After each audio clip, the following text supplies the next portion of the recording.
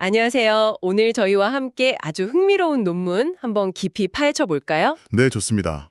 여러분이 보내주신 자료인데요. 번 셔리던 포이트레스 교수의 논문입니다. 성경 해석에서의 진리와 의미의 충만함, 축소주의적 의미론 비판. 제목부터 좀 묵직하죠. 네, 상당히 중요한 주제를 다루고 있습니다. 특히 신학 공부하시는 분들께는 더욱 그럴 것 같아요. 그렇죠. 지난 몇 세기 동안 보면 성경 해석가들이 뭐랄까 과학적이어야 한다는 압박 같은 게 있었잖아요. 맞아요. 시대적인 요구였죠. 해석의 엄밀함, 객관성 이런 걸 보여줘야 하는. 네. 그런데 포트레스 교수는 바로 거기서 질문을 던지는 거죠. 혹시 그런 엄밀함만 너무 추구하다가 성경 메시지가 원래 가진 그 풍성함? 그 다차원적인 의미를 놓치고 있는 건 아닌가 하고요. 정확합니다. 특히 성경의 1차 저자. 그러니까 하나님 자신의 의미는 더 복잡하고 깊은 차원이 있잖아요. 인간 저자의 의도만으로는 다 설명이 안 되는. 아, 정말 중요한 지적이네요. 그래서 오늘 저희는 이 포이트레스 교수의 논증을 한번 따라가 보려고 합니다. 현대 언어학 도구들, 이게 성경 이해에 분명 도움이 되는데 또 동시에 어떻게 의미를 단순화하거나 축소하려는 경향, 포이트레스가 축소주의라고 부르는 그 위험을 안고 있는지를 좀 자세히 보려고 해요. 네, 좋습니다. 그래서 오늘의 목표는 이 논문의 핵심 주장을 명확하게 이해하는 거, 그리고 이게 신학 공부하시는 여러분들, 또 앞으로 사역 현장에서 어떤 의미가 있을지 함께 고민해 보는 겁니다. 네, 포이트레스가 논문을 전개하는 방식, 그러니까 주제 제시, 시시스죠.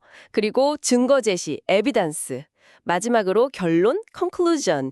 이 흐름을 따라서 한번 가볼게요. 그 주장이 가진 힘은 뭔지, 또 우리가 더 생각해 볼 지점은 없는지, 그리고 실제 목회적인 적용점까지 한번 짚어보겠습니다. 네, 기대됩니다. 자, 그럼 본격적으로 시작해 볼까요? 먼저 포인트레스 교수의 핵심 주장, 그 thesis부터 좀 정리해 주시죠. 네, 포이트레스의 핵심 주장은 이거예요. 기호 논리학이나 구주 언어학, 또 번역 이론 같은 현대 언어학 도구들, 이게 분석에 유용한 건 맞다. 나 유용하죠. 하지만 그 도구들 밑바탕에 깔린 가정들 때문에 성경이 가진 그 다차원적이고 풍성한 의미, 특히 하나님의 깊은 뜻을 온전히 담아내기에는 좀 한계가 있다는 겁니다. 아, 한계가 있다. 네. 그래서 그는 성경 자체의 언어관에 기초해서 좀 더 충만한 의미를 포착할 수 있는 그런 접근이 필요하다. 이렇게 강조하는 거죠. 성경적인 언어관에 기초한 접근이 필요하다. 네. 네. 포이트레스는 우선 우리가 언어를 어떻게 보느냐, 이 관점 자체가 성경 해석 방식에 직접 영향을 준다고 지적해요. 그렇겠죠. 예를 들어서 언어의 주된 기능이 그냥 객관적인 사실, 명제 전달이다. 이렇게만 생각해버리면요. 네. 성경에 가득한 비유나 상징, 여러 문학적 장치들 있잖아요. 이런 것들의 중요성은 자연스럽게 좀 축소될 수밖에 없겠죠. 아, 그러네요. 그냥 정보 전달 수단으로만 보면 뉘앙스나 깊이가 사라질 수 있겠군요. 특히 세속적인 관점, 예를 들어 진화론 같은 사고방식은 언어의 기원을 어떻게 보나요? 그런 관점에선 보통 언어를 그냥 생존을 위한 신호교환 정도로 보려는 경향이 있죠. 물질적인 기능에 초점을 맞추고요. 그럼 그런 시각에서 보면 우리가 하나님에 대해 말하고 기도하고 찬양하는 이 모든 언어 활동은 뭔가 좀 부차적이거나 심지어 언어의 원래 기능에서 벗어난 것처럼 보일 수도 있겠네요. 맞아요. 그렇게 볼 여지가 충분히 있죠. 하지만 성경은 처음부터 다르다고 이야기합니다. 창세기 1장, 2장을 보면요. 인간의 언어는 처음부터 하나님과 소통하고 또 하나님이 만드신 세계를 다스리고 다른 인간과 관계 맺는 아주 풍성한 기능을 가지고 있었어요. 아, 처음부터요. 네, 예를 들어 우리가 하나님을 왕이라고 부를 때 그게 단순한 꾸민말이 아니라는 거죠. 하나님의 실제적인 통치, 그리고 그분의 형상대로 지음받은 인간의 청지기적 통치, 그 사이에 있는 깊은 유비관계를 드러내는 언어의 핵심 기능 중 하나라는 거예요. 와, 그렇군요. 이건 웨스트민스터 신앙고백서 2장에서 하나님의 속성을 다루거나 4장에서 하나님의 형상이 인간의 역할을 말하는 부분과도 깊이 연결되는 내용이죠. 하나님과 소통하고 그분을 증거하는 것, 이게 언어의 본질이라는 겁니다. 포이트레스는 성경 자체가 이걸 증명한다고도 말한다면서요? 네, 맞습니다. 예를 들어 창세기 12장 2절, 하나님이 아브라함에게 하신 약속 있잖아요. 내가 너로 큰 민족을 이루게 하리라. 네, 그 유명한 약속이죠. 이 약속의 의미가 단순히 그 순간의 대화에만 딱 갇혀 있는 게 아니죠. 창세기 전체를 거쳐서 또 출애굽 사건, 이스라엘 역사, 그리고 신학시대 교회로 이어지면서 그 의미가 점점 더 확장되고 깊어지잖아요. 아, 맞아요. 점진적으로 드러나는군요. 그렇죠. 한 문장의 의미를 넘어서서 성경 전체를 아우르는 그 거대한 이야기 속에서 진정 의미가 드러나는 거죠. 네. 자, 그럼 이제 포이트레스가 구체적으로 비판하는 현대 언어학 도구들 세 가지를 살펴볼 차례군요. 첫 번째가 기호 논리학, symbolic logic이죠. 네, 맞습니다. 기호 논리학. 이게 논리적인 추론이 타당한지 검증하는 데는 아주 유용한 도구예요. 그렇죠. 논리학 시간에 배우는. 네. 근데 문제는 주로 개별 문장이 참이냐 거짓이냐 그 진리값에 집중하는 경향이 있다는 겁니다. 아, 문장 하나하나에만. 그러다 보니까 문장들이 모여서 이루는 전체 담화의 의미 혹은 이게 우리 삶에 어떻게 적용되는지 더 나아가서 성경 말씀이 가진 우리 마음과 삶을 변화시키는 그 역동적인 힘 같은 걸 좀 간과하게 만들 수 있다는 거죠. 이게 포이트레스가 지적하는 축소주의적인 위험입니다. 그렇군요. 개별 나무만 보다가 숲 전체를 놓치는 격이 될 수도 있겠네요. 이건 웨스트민스터 신앙고백서 1장 6항에서 말하는 성경 전체의 맥락에서 의미를 찾아야 한다는 원칙과도 좀 연결해서 생각해 볼 수 있겠어요. 네, 충분히 연결될 수 있는 지점입니다. 자, 그럼 두 번째 도구는 구조 언어학인데요. 여기서 몇몇 중요한 인물과 개념이 등장하는 것 같아요. 먼저 소슈르, 페르디난드 대 소슈르부터 시작해 볼까요? 네, 소슈르. 언어학의 아버지라고도 불리는 인물이죠. 그는 언어의 추상적인 체계, 이걸 랑그라고 불렀는데요. 여기에 집중했습니다. 아, 랑그요? 그럼 반대되는 개념도 있나요? 네.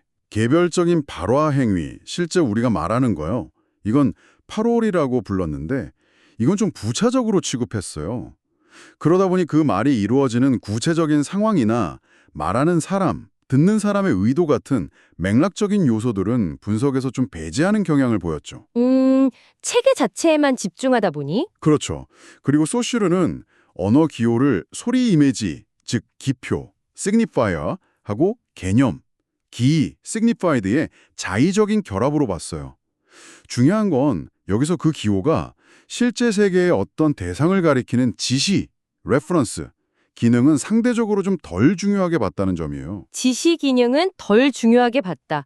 그럼 의미는 어떻게 결정된다고 봤나요? 의미는 다른 단어들과의 관계 속에서 결정되는 가치, value라고 봤습니다.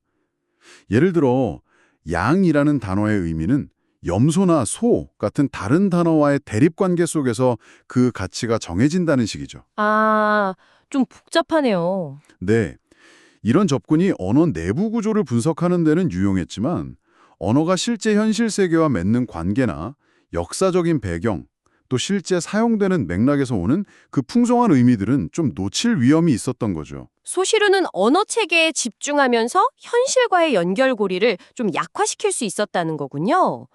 그럼 다음 인물 블룸필드는 어땠나요? 이분은 좀 더 극단적이었다고요? 네, 블룸필드는 좀 더 나아갔죠. 그는 언어 연구에 행동주의 심리학이랑 유물론적인 가정을 도입했어요. 그래서 언어 사용을 아주 단순한 자극, 반응 모델로 설명하려고 했죠. 자극 반응 모델요? 네. 의미 자체는 과학적으로 분석하기 어렵다고 봤고요. 만약 의미를 다루더라도 일정하고 명확한 의미에만 국한시키려고 했어요. 그래서 문맥에 따라 미묘하게 달라지는 의미의 다양성은 거의 무시하는 경향을 보였죠. 와, 정말 축소주의적이네요. 그렇죠. 자, 그리고 20세기 언어학에 정말 큰 영향을 미친 인물, 촘스키, 노암 촘스키가 있습니다. 이분의 생성문법 이론은 어땠나요? 네, 촘스키의 생성 문법 이론, 이건 인간이 어떻게 무한한 문장을 만들어내고 이해할 수 있는가, 그 능력을 설명하려고 했죠. 그는 언어를 문법적으로 올바른 문장들의 집합으로 정의하고 그 문장 구조를 만들어내는 우리 머릿속의 내재적인 규칙을 밝히는 데 집중했습니다. 네. 그러다 보니 자연스럽게 실제 의사소통 상황이나 담화 전체의 흐름보다는 개별 문장의 구조 분석에 초점을 맞추게 됐죠. 특히 촘스키 이론에서 중요한 개념이 핵심 문장, 커널 센턴스라는 거랑 변형 규칙이잖아요. 예를 들어 빌이 공을 찼다. 이게 핵심 문장이면 공이 빌에게 차였다 같은 수동태는 변형 규칙으로 만들어진 거다. 뭐 이런 식이죠. 맞습니다. 바로 그 부분인데요. 이게 어떻게 의미 축소로 이어질 수 있다는 건가요? 문제는 이런 분석 방식이 복잡한 문장의 의미를 단순히 그 밑에 있는 핵심 문장들의 의미하고 똑같다고 보거나 아니면 그냥 그 의미들을 합친 걸로 환원시키려는 경향을 낳았다는 점이에요. 아, 하지만 아시다시피 문장 구조가 바뀌면, 예를 들어 능동태가 수동태로 바뀌면 강조점이나 뉘앙스가 미묘하게 달라질 수 있잖아요. 그렇죠. 느낌이 다르죠. 근데 그런 걸 간과하기 쉬웠던 거죠. 물론 촘스키 본인은 주로 문법 구조 기술에 관심이 있었지 의미론 자체를 포괄적으로 다루려 한 건 아니었어요. 아, 원래 목적은 그게 아니었군요. 네. 근데 워낙 영향력이 크다 보니까 이 틀이 의미 분석에도 널리 적용되면서 이제 포이트레스가 지적하는 그런 축소주의적 문제가 발생하게 된 거죠. 다행히 이후 언어학은 인지 언어학이나 텍스트 언어학처럼 의미나 담어를 더 중시하는 방향으로 또 발전하기도 했습니다. 네. 자, 세 번째로 살펴볼 도구는 번역이론, 트랜슬레이션 시어리입니다. 특히 유진 나이다의 이론이 성경 번역에 큰 영향을 미쳤다고 들었는데요. 네, 맞습니다. 유진 나이다. 성경 번역 분야에서는 정말 빼놓을 수 없는 인물이죠. 나이다는 원문의 형식을 그대로 옮기기보다는 수용자에게 원문의 의미가 동일한 효과를 내도록 전달하는 것을 목표로 했어요. 이걸 기능적 등가, functional equivalence 번역 이론이라고 부르죠. 기능적 등가. 네. 초기에는 나이다 자신도 의미의 다차원성, 그가 가장 충만한 의미, fullest meaning이라고 표현했던 걸 인정했어요. 심지어 어떤 단어도 두 번 다시 정확히 같은 의미를 갖지 않는다고 말할 정도로 의미의 미묘함에 대해서는 열려 있었죠. 오, 그랬군요. 그런데 왜 포이트레스는 나이다의 이론을 비판적으로 검토하는 걸까요? 그게 나이다가 후기에 촘스키의 생성문법 틀을 아주 적극적으로 받아들였거든요. 그러면서 번역 과정을 좀 더 과학적으로 만들려고 시도했어요. 아, 과학적으로? 네, 그래서 그가 제안한 유명한 3단계 번역 절차가 있어요. 1. 원문을 언어 보편적인 심층 구조, 즉 핵심 문장들로 분석하고 축소한다. 2. 의미를 목표 언어로 전달한다. 3. 그리고 목표 언어의 문법과 스타일에 맞게 표면 구조로 다시 만들어낸다. 분석, 전달, 재구성. 이 3단계군요. 네, 이 방식이 효율성을 높이는 데는 기여했을지 모르지만 바로 그 과정에서 심각한 의미 축소의 위험을 안고 있다는 게 포인트레스의 핵심 비판입니다. 구체적으로 어떤 면에서 의미 축소가 일어난다는 건지 예를 좀 들어주실 수 있을까요? 중요할 것 같은데요. 네, 포인트레스가 여러 지점을 지적하는데요. 몇 가지만 꼽아보자면요. 첫째, 이게 문장 단위 분석에 너무 치중하다 보니까 아까 창세기 12장 2절 예시처럼 성경 전체를 흐르는 약속과 성취 같은 거대한 내러티브나 담화 구조가 약화될 수 있다는 거예요. 아, 큰 그림을 놓칠 수 있다. 그렇죠. 둘째는 비유나 상징 같은 문학적인 표현들을 자꾸 문자적인 의미로 풀어서 설명하려고 하는 경향이 강해져요. 그러면 원문이 가진 함축성이나 예술성을 잃게 만들 수 있죠. 네, 재미가 없어지겠네요. 셋째로는 예를 들어 하나님의 사랑이라는 명사구를 하나님이 우리를 사랑하신다는 핵심 문장으로 기계적으로 바꿔버리면 원문이 의도했을 수 있는 하나님의 사랑이라는 그 속성 자체의 강조점이나 때로는 의도된 어떤 모호함 같은 게 사라질 수 있다는 점도 지적해요. 아하, 정말 미묘한 차이지만 중요하네요. 네, 이런 접근은 어쩌면 하이델베르크 요리문답 21문이 말하는 것처럼 하나님께서 그 말씀 가운데서 우리에게 계시하신 모든 것을 참된 것으로 받아들이는 그 믿음의 풍성함을 좀 제한할 수도 있다는 우려를 낳는 거죠. 번역을 지나치게 과학화하려는 시도 자체에 대한 비판도 있다고 하셨죠? 그렇습니다. 포이트레스는 번역이란 게 어떤 알고리즘으로 딱딱 해결될 수 있는 기계적인 과정이 아니라고 봐요. 오히려 두 언어와 문화에 대한 깊은 이해, 통찰, 그리고 예술적인 감수성까지 요구되는 일종의 기술 또는 기회에 가깝다고 주장하죠. 기술 혹은 기회다. 네. 그리고 과학적이라는 이름표가 때로는 그 이론 자체를 비판으로부터 보호하는 방패막이가 될 수도 있다는 점도 경계해요. 마치 내 그물에 안 걸리는 건 물고기가 아니야 라고 선언하는 것처럼 말이죠. 하하, 재미있는 비유네요. 또 성분 분석, 컴포네이션 애널리시스 같은 기법도 언급하는데요. 단어 의미를 플러스 인간, 플러스 남성 이런 이진적인 특징으로 분해하는 방식인데 이것도 단어가 가진 풍부한 함축 의미를 놓치게 하는 축소주의적인 도구가 될 수 있다고 봅니다. 그렇군요.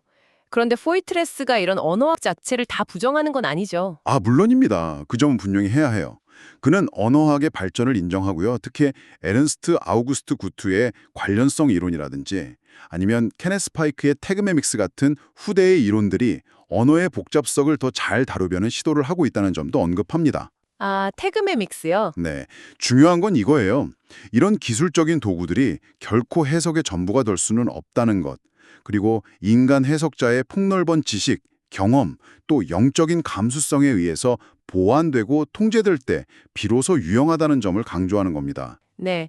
도구가 주인이 되어서는 안 된다 이 말씀이시네요. 정확합니다. 자, 지금까지 포이트레스의 논증을 따라서 현대 언어학 도구들의 유용성과 그 안에 숨어있는 축소주의적 위험에 대해 쭉 살펴봤습니다. 요약을 좀 해보자면 성경의 그 풍성하고 다차원적인 의미, 특히 신적 저자의 깊은 뜻을 제대로 파악하려면 언어학적 도구들을 활용하되 그 도구들 이면에 깔린 철학적 가정들, 예를 들면 유물론이나 형식주의 같은 것들을 비판적으로 인식해야 한다. 그리고 성경적인 관점에서 그 한계를 넘어서야 한다. 이게 핵심이겠네요. 네, 아주 잘 요약해 주셨습니다. 그럼 포이트레스 논증의 강점을 한 3가지 정도로 정리해 볼 수 있을 것 같아요. 네, 강점이요. 첫째는 언어 이론 뒤에 숨겨진 철학적 전제들을 아주 날카롭게 지적하고 그게 성경 해석에 어떤 영향을 미치는지 명확하게 보여준다는 점이에요. 아, 그 숨겨진 전제를 드러낸다. 네. 둘째는 하나님의 사랑이나 샬롯의 키스 같은 구체적이고 이해하기 쉬운 예를 들어서 축소주의의 문제점을 아주 설득력 있게 제시한다는 점이고요. 네, 예시가 좋았죠. 셋째는 현대 언어학 도구들의 가치를 그냥 다 부정하는 게 아니라 그 유용성을 인정하면서도 해석자의 더 넓은 신학적, 해석학적 감수성으로 보완되어야 한다고 강조함으로써 좀 균형 잡힌 시각을 제공한다는 점입니다. 네, 균형 감각이 있네요. 반면에 이 논의에서 좀 더 생각해 볼 점이나 아쉬운 점도 한 3가지 정도 짚어볼 수 있을 것 같아요. 뭐가 있을까요? 그렇죠. 첫째는 비판은 상당히 날카로운데 거기에 비해서 그럼 어떻게 해야 하느냐. 그 축소주의를 넘어설 수 있는 구체적이고 통합적인 대안 모델 제시는 상대적으로 좀 부족해 보인다는 점을 들 수 있겠어요. 물론 후대 이론들을 언급하긴 했지만요. 네, 대안 제시가 좀 약하다. 둘째는 과학적 엄밀성 추구에 대한 비판이 자칫 잘못하면 성경 연구에서 체계적인 방법론 자체가 갖는 중요성마저 좀 간과하게 만들 수 있다는 오해의 소지도 있을 수 있다는 점이고요. 아, 그럴 수도 있겠네요. 방법론 자체를 부정하는 것처럼 들릴 수도. 네. 셋째는 논문 초반에 신적 의미의 중요성을 강조했잖아요. 네, 그랬죠. 근데 논의의 상당 부분이 사실 인간 저자나 소통 차원의 언어학적 축소주의 비판에 좀 집중된 느낌이에요. 그래서 그 신적 저자성의 풍성함이 구체적으로 어떻게 더 드러날 수 있는지 이 부분에 대한 논의가 좀 더 깊었다면 더 좋았을 것 같다는 생각도 듭니다. 아, 신적 저자성에 대한 논의가 더 필요했다. 네, 일리가 있습니다. 자, 그럼 마지막으로 이 논의가 신학생인 여러분들의 실제 목회 현장 적용에 어떤 도움을 줄 수 있을지 이것도 한 3가지 측면에서 생각해 보면 좋겠어요. 네, 아주 중요한 부분이죠. 첫째는 설교와 성경교육에서 생각해 볼 수 있습니다. 우리가 설교 준비할 때 단순히 단어 의미 찾고 문법 구조 분석하는 데만 너무 빠져서 성경 본문이 가진 그 비유의 풍성함이라든지 정서적인 깊이, 신학적인 울림 같은 것을 납작하게 만들지 않도록 주의해야 한다는 거죠. 네, 주의해야겠네요. 포이트레스가 창세기 12장 2절을 예로 들었듯이 개별 본문을 좀 더 넓은 문맥, 그리고 성경 전체의 구속사적인 내러티브 안에서 이해하고 설교하는 게 중요합니다. 이건 성경 해석의 궁극적인 기준은 성경 자체라는 웨스트민스터 신앙고백서 1장 9항의 원칙과도 딱 맞아떨어지죠. 네, 성경이 성경을 해석한다. 둘째는 뭐가 있을까요? 둘째는 성경 공부 그룹을 인도할 때의 관점입니다. 참여자들이 단순히 본문에서 어떤 명제적인 핵심 교훈만 딱 뽑아내려고 하기보다는요, 본문이 담고 있는 이야기의 흐름이나 등장인물의 감정, 또 다양한 문학적 장치들과 좀 씨름하면서 그 풍성함을 경험하도록 격려할 필요가 있다는 거예요. 아, 답만 찾으려 하지 말고 과정 자체를 즐기로로. 그렇죠. 때로는 명료한 요약보다 본물의 깊이랑 씨름하는 그 과정 자체가 더 큰 유익을 줄 수도 있다는 걸 알려주는 게 좋겠죠? 네, 좋은 지적입니다.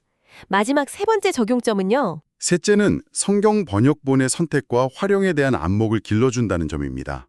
시중에 보면 정말 다양한 번역 철학을 가진 번역본들이 있잖아요. 네, 많죠. 특히 원문의 형식보다는 의미 전달 효과를 중시하는 기능적 등가 번역본들. 이게 이해하기 쉽다는 장점은 분명히 있어요. 하지만 때로는 포이트레스가 지적한 것처럼 원문의 뉘앙스나 복합적인 의미를 좀 단순화하거나 평탄화했을 가능성이 있다는 점을 인지해야 합니다. 아, 장점도 있지만 그런 단점도 있을 수 있다. 네, 그래서 특정 번역본 하나만 절대시하기보다는 여러 번역본들을 그 장단점을 이해하면서 좀 비교하고 비판적으로 활용하는 지혜가 필요하다는 거죠. 이건 뭐 도르트 신조 제3, 4교리 11항에서 성령께서 우리의 이해력을 새롭게 하신다고 가르치는 것처럼 하나님의 말씀을 이해한다는 건 단순한 언어적 정보 전달 그 이상이라는 걸 기억하게 해줍니다. 와, 정말 중요한 적용점들이네요. 설교, 성경 공부 인도, 번역본 활용까지. 오늘 우리는 번 포이트레스 교수와 함께 성경 해석에서 의미의 충만함을 지키는 것이 왜 중요한지 깊이 생각해보는 시간을 가졌습니다. 언어학적 도구들, 분명 우리의 이해를 돕는 유용한 수단이죠. 네, 유용합니다. 하지만 그것이 해석의 전부가 될 때 우리는 어쩌면 성경이 계시하는 그 무한히 깊고 다채로운 진리의 세계를 우리 스스로 제한하게 될지도 모른다는 생각이 듭니다. 맞습니다. 하나님께서 창조 때부터 언어라는 이 놀라운 선물을 우리에게 주셨고 또 성경을 통해서 시, 이야기, 예언, 논증 등 정말 실로 다채로운 방식으로 자신을 계시하셨다는 사실을 기억한다면요.